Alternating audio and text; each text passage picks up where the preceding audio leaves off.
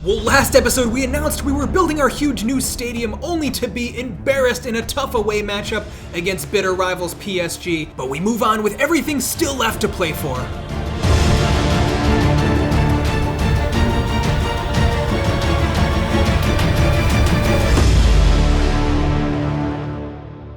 Hey, what's going on, guys? Respect the Jeff, back here with Paris FC. Like I mentioned in the intro, last episode, for those of you who missed it, we announced we're building a huge new stadium that'll be fitting of our new status. Should be completed next year, so we'll have to hang on for the rest of this one. But we have some interesting games coming up next that could decide the course of our season. So with that said, we move on and we try to move past that embarrassing defeat last time out. Now, ahead of this next game, I do take some questions from those in the Discord. OG Jeff Sub asks, we haven't seen much of Haidara. What is our plans there? Now, the left back was really exciting when we signed him, but we obviously just signed Maxwell Cornet. We've been playing a back five, which I think has hurt Haidara's chances too. And also, I think earlier in the season, Hajam was playing really well and he was starting over him. So Haidara is still part of my plans.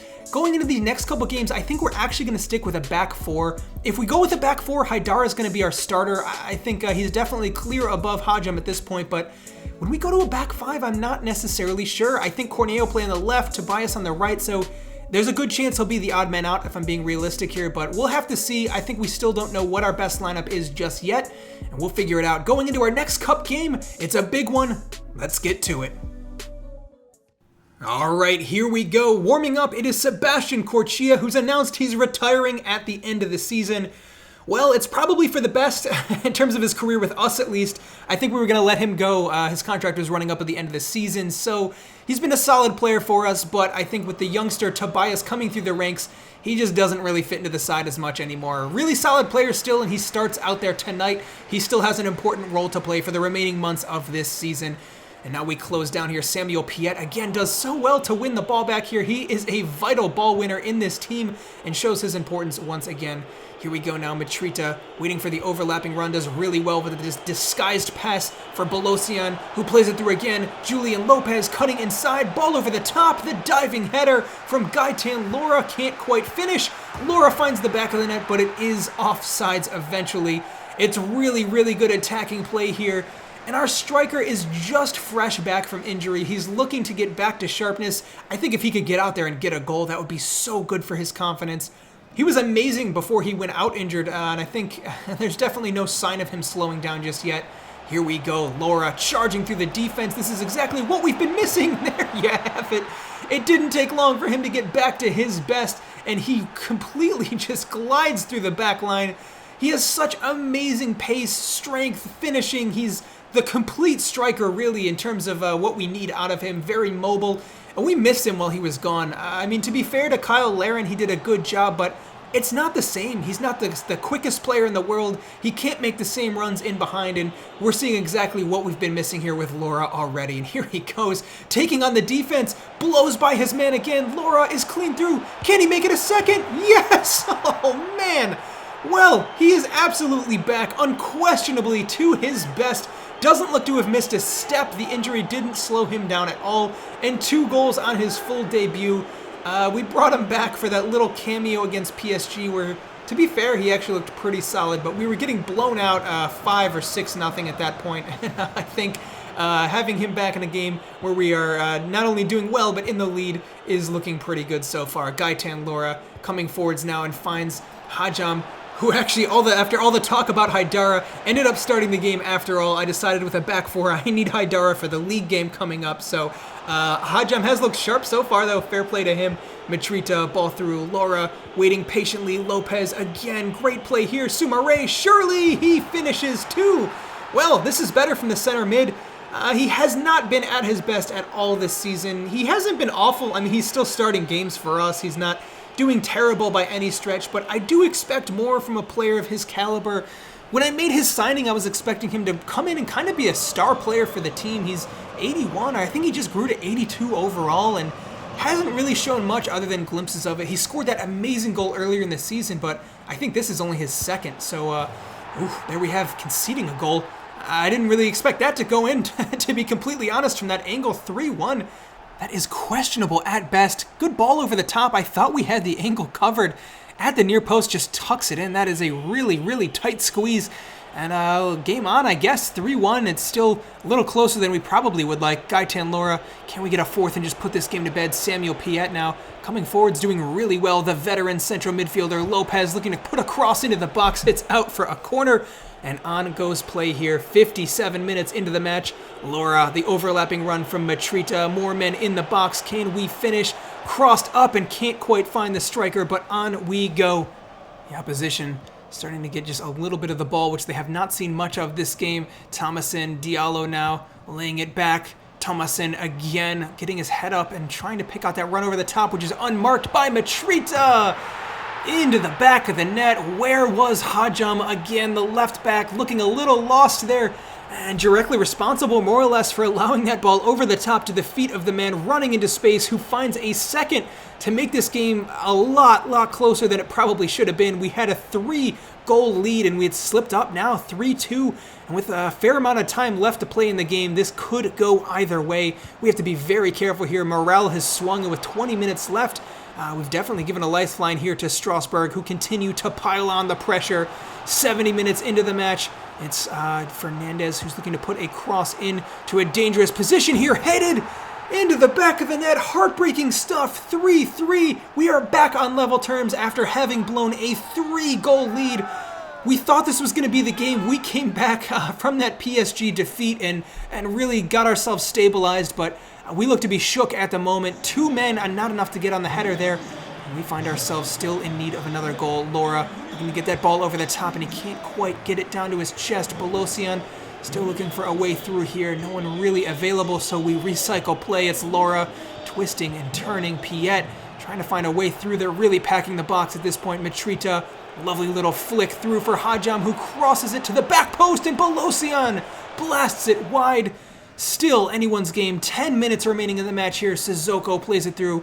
Thomason, who's had an excellent game, poked away, and it is a free kick. 7 minutes left. It's dinked through. Header straight to the path of the striker. I was gonna say the hands of the goalkeeper, but he couldn't quite get there on time. We find ourselves conceding a fourth, and with not a lot of time left in the match, that could be the goal that separates these two sides. Well, not only did we concede 4, but we did so having been 3 goals up. This could be the most heartbreaking defeat I have ever seen. We felt so comfortable in the first half of this game, and now it's all fell to pieces here. Hajam looking for a way through. We're getting numbers forward. Matrita on the overlap. Surely the last chance of the game. The winger looking to put a ball in. It's deflected, and it's straight to the hands of the keeper, who picks it up. The whistle blows. We've blown it. 4-3. We're not going through to the next round of the cup. And although it won't matter for points in the league, that is a big blow to the team. We should have been much more in control, and that is hugely disheartening to say the least. All right, well, Laura's disappointed about the result there, but he's thanking us for giving him the game time. I don't know that he needs to do that. I feel like at this point, it's a pretty known fact that he's more or less a guaranteed starter in this game. Probably our best player, up there alongside Wabi Kazri, between the two of them. We take on Lille up next. Finally, Diakite is back from injury, at least to give us some more depth. It's also announced that Julian Lopez is going to be leaving at the end of the season. He hasn't seen much action this season. He's a good depth player to have, but outside of that, it just isn't starting that much. Unfortunately, my recording software crashes again. We missed 2 complete games. A defeat to Lille 2-1. It was a really close affair, and then we did grind out a 1-0 win against Strasbourg in the league after they had taken us down 4-3 in the cup just before that. Some notable talking points though. Luka Zidane actually is the clean sheet leader in the division right now with 7. It's funny because we don't even have the best defensive record in the league, but we do have the most clean sheets at least. And also making the news is Wabi Kazri, who has come back from some pretty serious injuries. And like the article saying, he's rolling back the years. He's not necessarily the youngest in the squad, but he's literally getting better. We signed him as a 75 or a 76. He's up to a 79 now, and he just keeps delivering tons of goals, tons of assists. And in the absence of some of our better players, he has been a constant when he's fit. Taking a look at midfield now, this is where things get tricky. Now we have Diakite back, Mustafa Nam is an option. We have Piet and Soumaré who have been starting, but with 4 players in those 2 spots available, I don't know who our best 2 are necessarily. Piet's the best defensive and we miss him when he's gone. Soumaré and Nam are more well-rounded, but going into this one, it's Piet and Diakite. Let's get to it. All right, well, Diakite is back from injury. He asked to start, so why not? We'll give him the start. He's definitely more offensively minded than the rest of our center mids, but sometimes we need that. He's really good on the ball. He's an excellent dribbler. He's a solid passer, and he's by far the youngest out of our center mids too, so he probably has the highest ceiling on him. We want to keep developing his talent and make sure he's one for the future, so we want to keep a hold of a bright talent like him. He's out of the Paris FC Academy especially, which makes him even more important of a player. Here we go, Mitrita playing Haidara through in the overlap, the player we've been talking about, looking good at left back already. And long term, I don't know if Cornet fits at left back there once our strikers and wingers are all back and fit, but for now, Cornet continues sloppy play defensively. I was going to say Cornet continues to start up top, but we're sliced through the back line there, clean through the left back and center back. It's a shot at goal. Thankfully, goalkeeper keeps it out, but again, these huge gaps opening up, and it's another shot at goal kept out by Zidane. It's a different Soumaré, a very different looking Soumaré too from the one that we have, but if I remember from last time, I think he scored against us the last time we played this team. A really solid player in the middle of the pitch for them. And Dijon go forwards now, 30 minutes into the match, still all to play for, both teams yet to find a goal, and the corner comes in, it is deflected wide. Here we have Mitrita given space to run, almost brought down, but he puts on the afterburners, and Mitrita charging down the wing. Oh, he's so quick on the ball, but he's running out of stamina. Can he get a ball in? No, it's trickled out for a corner kick. Did well enough to take it end-to-end and win us a corner here. And in we go. Khazri puts in a really lovely ball. It's headed at goal and sent out from the goalkeeper. That was our best chance of the game by far. And on we go. Piet just giving the ball straight up for Wabi Khazri ahead of him, who's given space to run, and he is going to take it. Wabi Khazri gliding so elegantly through the pitch, shot at the goalkeeper, saved again. How has he kept that one out? Some really, really good chances from the team. Still no goal. Another ball put in and another chance. Umar Soleil blasts it, and it is saved by the goalkeeper, eventually deflected off of the defense. We've had a lot of really good chances here. Nothing enough to really convincingly trouble the goalkeeper just yet. Outside of that really good header off of a corner. We take it to halftime, going into the second, still looking for a goal. Bamba does so well to win that ball back. Diakite give and go here with Piet. Kyle Larin gets his head up and he picks out Mitrita, who's running through into space, and he can't quite successfully pull it off. Well, it's clear as we try to get our striker Gaetan Lora back up to top form and fitness, we're missing him up top. I mean, fair play to Larin. He's a solid player, but it's not the same. It's clear that he is our second choice, and we're coming to miss that so far up top. I think we're probably going to see a substitution at some point for Lora to see if we can't get something out of him up top. And these are the situations that would be nice to have him on the counterattack. Mitrita doing it all on his own instead, charging up the pitch. It's Larin waiting for a run ahead of him, and he can't quite make anything happen. Piet blasts one through. Tobias, he's clean through on goal, looks to get the shot off. Saved by the keeper, and the second. Unbelievable stuff. That should have been a goal. And Tobias, despite all of his threat all season long down that wing, still yet to find his first goal. But here we go to the back post. Khazri saved. And again, oh my God, how have we not scored? These are beautiful chances, and just no goals are given. That was a lovely effort there from Khazri. The goalkeeper did unbelievable, especially off of the follow-up. It's a triple substitution here. Soumaré, Gaetan Lora, Mustafa Nam. It's our best attackers coming off the bench. Let's see if we can't get something here late in the game. Only minutes remaining though. Khazri, top of the box. Can he go at it alone? Back post, Nam, Tobias, no! Unreal stuff. That should have been a goal again. Maybe one more chance here. Khazri, saved by the goalkeeper.